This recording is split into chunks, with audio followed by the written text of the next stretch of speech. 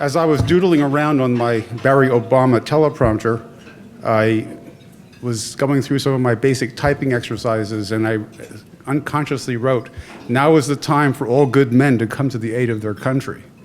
And that really is true. So I thought I would give you some thoughts on the Physicians' Declaration of Independence. I'm not going to read it. You have a copy of it there. But I wanted to give you the background and then an explanation why I think it's so important, especially now. I actually wrote this back around 2003, so it's about 10 years old. I think we posted it, Jeremy, on AAPS online somewhere around 2005 or 6, something like that. And it languished there. And the truth was, we were sort of complacent about healthcare back in those days, unfortunately so. George W. Bush was president. Republicans controlled Congress. And though we had dodged the bullet with Hillary Care, our profession was far from safe. In fact, rather than promoting free market solutions to tame healthcare inflation and improve access and quality, the federal government instead increased its involvement with healthcare. We got HIPAA, which contained a lot of Hillary Care, by the way. S-CHIP, Medicare Part D, all came into existence during this Rhino administration and Congress. And I realized at that point that this statist march toward control over healthcare was inexorable. And it would be left to the medical profession to defend ourselves, to save ourselves. But how could we do this? Well, I thought about this for a while. It was clear that third-party payment was the principal culprit in both cost escalation and the loss of physician autonomy, with quality of care as collateral damage. If we could end third-party payment, true reform would follow instantly. Now, as a profession, we have no control over payment systems, which have largely been pushed on us by government in an unholy alliance with the large insurers and hospital groups. But we can, as individual physicians, refuse to accept third-party payment. Our profession has literally been enslaved by government and private payers, so it was time to declare independence. I have to say, as full disclosure, my financial disclosure is that as a nephrologist practicing, taking care of 100 or so dialysis patients, I am taking Medicare money. I hope at some point to and I'm working on income streams so that I can be financially independent from Medicare, and I don't really comply with a lot of their mandates, such as the meaningful use stuff. And I hope that one day the end-stage renal disease program is all that's left of Medicare. But for now, I'm still taking their money. So, where was I?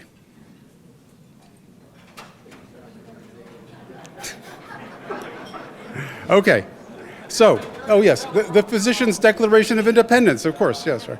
So I took our founding document, our own Declaration of Independence, and I reworked it, retaining the original structure and feel. So after the preamble, I went into a litany of complaints that, as you can imagine, has been updated over the years as the string of abuses has continued unabated, culminating with the ultimate insult, which is Obamacare, of course. The 2008 election placed a radical Marxist into the presidency, along with supermajorities in Congress. Things had gotten very seriously out of hand, and the medical profession now in real jeopardy. So one year, I think it was 2009, early on, I brought the Declaration of Independence to an AAPS meeting, and with Jane Orient, we tried to promote it somewhat. We had limited success. Of course, we fought Obamacare tooth and nail. As you heard from Andy Schlafly, we filed lawsuits, our own lawsuits, to try, and after efforts to prevent its passage failed. The forces of the left are extremely strong. They're also very devious and frankly evil. They will stop at nothing to preserve this abhorrent law. Leads to the main point of this talk, which is why is it so important that we maintain an independent medical profession? Well, Tom mentioned this debate I was in recently, and in that debate, which you can find on AAPS online, I pointed out that far from helping the uninsured, first we had a discussion about this fictitious 50 million uninsured. Like, where are they? You know, why aren't they signing up in droves now for Obamacare? They simply didn't exist. So I said that far from helping the uninsured, Obamacare has actually created millions of new uninsured. So my opponent then said, whenever you try, and I'm quoting him, whenever you try something this big, there are always going to be some bumps in the road. And that statement sums up the totalitarian mindset of the left, which is the ends justify the means.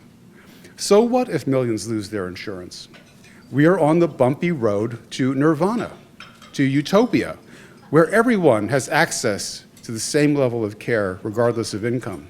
And of course, regardless of the level of care, which is going to decline, there's no question about it. And if a relative handful of people are inconvenienced, injured, or even killed, well, that's too bad for them. It's all for the greater good. As they say, to make an omelet, you have to break some eggs. This is what they actually say. The medical profession, with our ages-old ethic of caring for individual patients, placing their welfare above all other considerations, stands in the way of the utopian status. We stand for those who for the status are mere bumps in the road. We care for those who are and who will be denied care. As rationing inevitably rears its head, we speak out for them. This is why the left must control doctors, and this is why we must resist. We speak out against the folly of standardized care, where one-size-fits-all practice guidelines substitute for the considered judgment of individual physicians working on their unique patients. Rationing of care in response to the shortages created by them, by the way, by their central planning, by their regulations and price controls, this is only the beginning.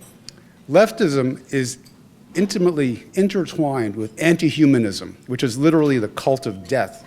We see this in their lust to protect abortion rights, in their quest to limit end-of-life care, to in fact accelerate death through starvation, as in England in the Liverpool Care Pathway, or with active euthanasia, which is rapidly gaining ground in Europe and in America.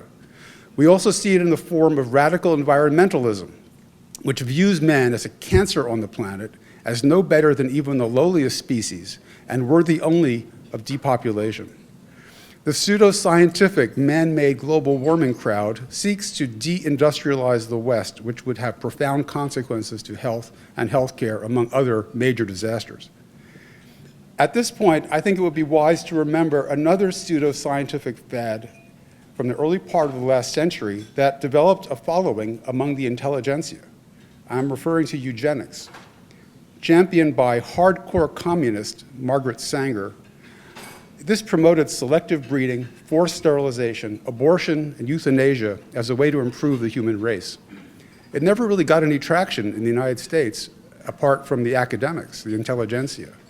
Why? Because the US physicians were concerned about the welfare of their private patients, and they would never go along with this.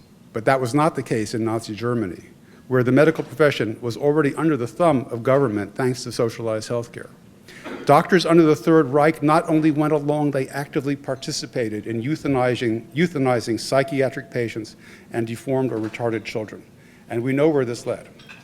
So there are not only compelling reasons for doctors and patients, and that's another whole other topic, patients' independence, to declare independence, but there is great urgency that we do so. And here I will disagree with my legal eagle colleague, Professor Schlafly. I believe that government with a power to declare null and void private insurance contracts will not long shy away from declaring private healthcare arrangements illegal. So it is crucial that we rapidly establish a critical mass of tens of thousands of private physicians who collectively care for millions of patients before they get around to closing that hatch, as they are doing already in Vermont, okay?